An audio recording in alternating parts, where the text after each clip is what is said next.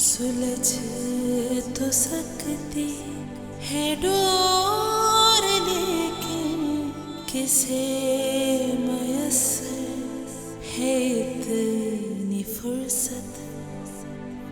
गुबार हो जाएगा ताल्लुक, शरार हो जाएगी मोहब्बत।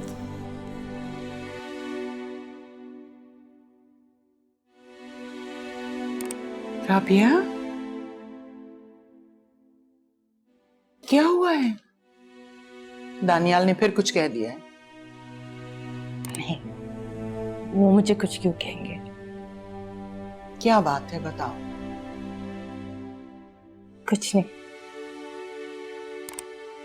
देखो राबिया, बेटा मैं तुम्हारी फुफ्फो और सास बाद में हूं, पहले तुम्हारी माँ हूं, दोस्त हूं। अगर मुझसे दुख सुख शेयर नहीं करोगी तो किससे करोगी? पप्पू, मुझे कभी कभी लगता है कि मैं कुछ भी कर लूं, मैं उनके मयार पे पूरी उतर ही नहीं पाऊंगी। ऐसा मत कहो, पता नहीं क्यों करता है तुम्हारे साथ वो ऐसा। मैं तो खुद शर्मिंदा हो जाती हूँ तुम्हारे सामने। आप क्यों शर्मिंदा हो रही हैं? शायद मुझ में कोई कमी हो।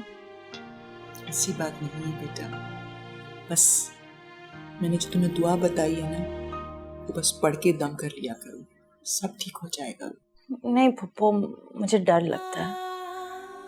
उन्होंने देख लिया तो वो क्या सोचेंगे? कैसे पता चलेगा उससे? नहीं पता चलेगा। जब वो सो रहा हो तो तुम पढ़ के दम कर लिया करो, देखना उसका दिल बसीज जाएगा, तुमसे मोहब्बत करने लगेगा वो। मोहब्बत मोहब्बत ना भी करे,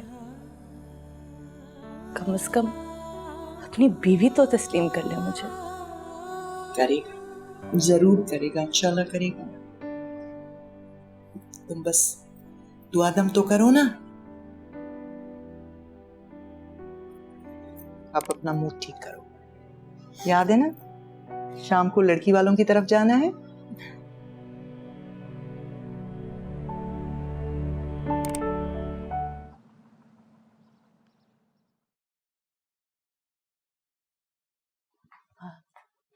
दानियाल, आप तैयार नहीं हुए अभी तक?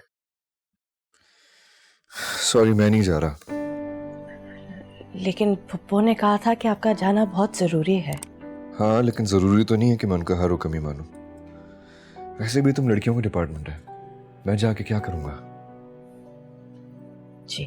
और देखो, वैसे भी अभी तुम लोगों को 10 लड़कियां देखने के लिए जाना है। आज ही तो हाँ नहीं हो जाएगी, लेकिन अब मैं हर जगह तो नहीं जा सकता तुम लोगों के साथ। So please don't disturb me again. और जाते हुए दरवाजा बंद कर देना।